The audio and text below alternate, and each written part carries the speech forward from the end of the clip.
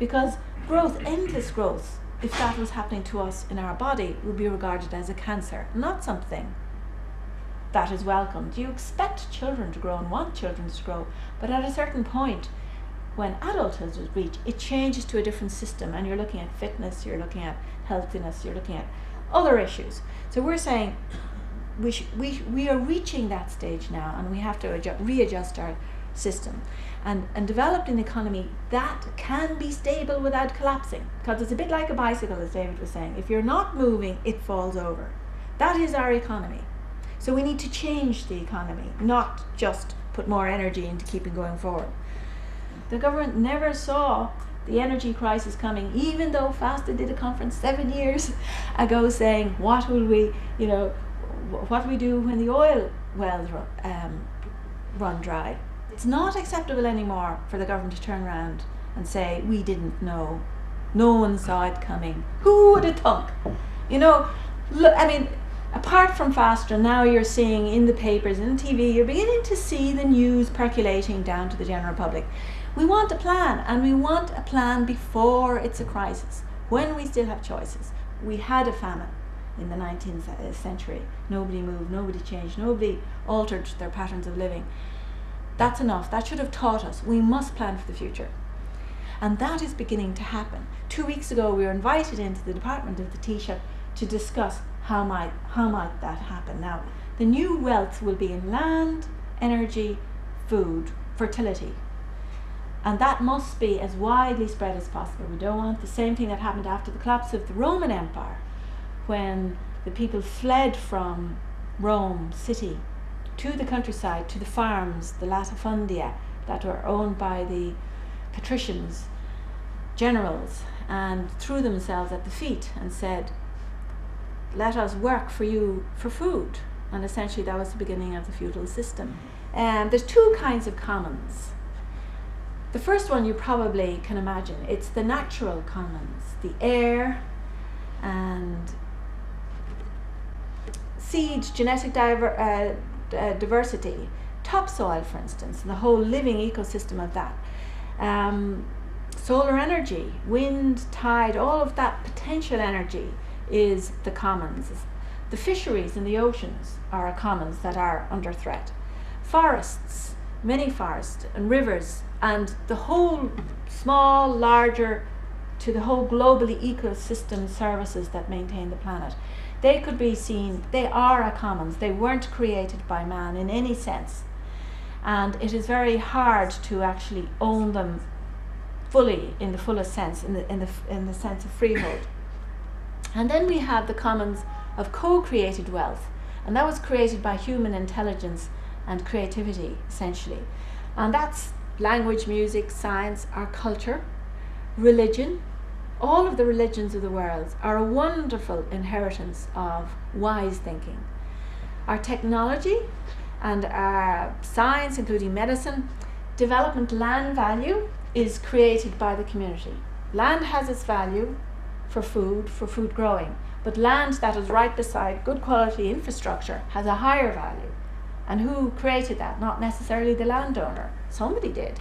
And it was collectively created by the community, the nation state in protecting the land with its laws, its armies, the local community paying taxes just by being there, just even having a demand for buildings that would be built on it.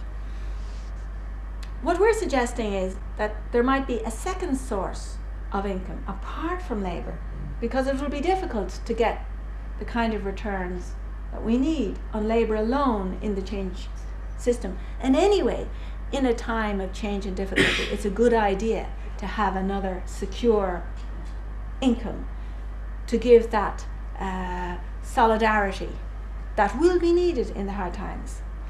And this we're suggesting would be income from common wealth, commons wealth, the wealth of the commons. If you can find a way of capping emissions, of limiting the amount of emissions that can go into our commons, from something having no value, it all of a sudden has monetary value. That's how land got value. When it was enclosed, when there was endless amounts of land, it had practically no value. So when the first settlers went to America, You could buy land for nothing at all just by staking it out, just by being there. But once it became limited, and we know even from planning, once you limit the land you can develop around a city or a town, it captures great value. And now the question is, who gets those rights? Who owns them? Who has a right to them? Who owns the sky, essentially? So our answer is that we all own the sky equally, therefore we have an equal right to those, we call them PAPs, or pollution authorization permits. Right? And we're suggesting, under this idea called capping and sharing, capping the amount of emissions that should be allowed, whether it's globally or nationally, or even for a sector in Ireland, and I'll talk about the transport sector, and then sharing the right to emit, essentially, with the population, and then everybody would get essentially a share of the scarcity rent of the atmosphere. Then the sale occurs. That's when people get their permits. It could be once yearly, or it could be what we're thinking maybe quarterly, and they go down to their post office and it's like money, you just get money instead. This is why the whole world is actually looking at Ireland now, because we are seriously contemplating a scheme like this for transport.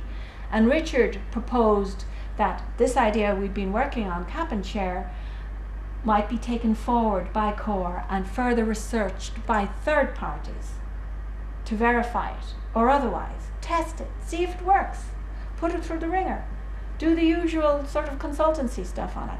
And CORE said yes. That report will be launched in August. And they looked at all the various competing systems, from, I'll show you now shortly, from taxes to various kind of rationing systems. And essentially they said that cap and share, or cap and dividend, which is the American version, looks the most likely. But the CORE report, by AEA, Cambridge Econometrics, worked out this sort of diagram where they scored the various proposals, and there's a lot of them, as you can see. And red is a bad score, and green is a good score, and yellow is a not quite as good as green score, and then orange is not quite as bad as red. And you'll see that cap and share is the least worst solution. And that's why essentially they came out and said it's worth a go, it's worth a try. So yes, there will be opposition, and we need political will to do it, and that means we need citizens to agitate, ordinary people to get out there and demand their rights as commoners. It won't be easy. Yes, we've got two things. We've been streaming live tonight, and that recording will be available online, and we have a high quality recording from Mike, which will be available in due course. So keep an eye on the website, and have you signed up for our mailing list? We'll send out news on that. Great. Good night.